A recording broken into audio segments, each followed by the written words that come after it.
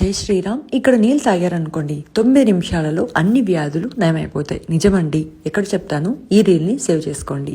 ఈ క్షేత్రం ఎక్కడుంది అంటే అరగొండ అని అంటారు. దీనినే అర్ధగిరి క్షేత్రము అని కూడా అంటారు.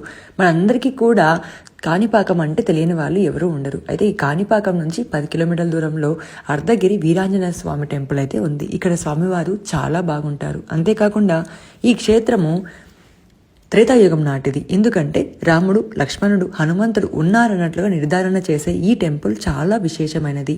ఇక్కడ నీళ్లు తాగారనుకోండి, కేవలం 9 నిమిషాలలో మన బాడీలో వ్యాధులు నయం కావడం అనేది స్టార్ట్ అవుతుంది. దీంతో పాటుగా వ్యాధులు నయం అవ్వడంతో పాటు మనలో ఉన్న మనోవాంఛలు అంటే మన కోరికలు కూడా నెరవేరుతాయి. ఈ సంజీవరాయని పుష్కరిణి ఎందుకు అంటారు అంటే, లక్ష్మణుడు ఒకసారి స్పృహ తప్పి పడిపోతాడు కదండి రావణ యుద్ధంలో.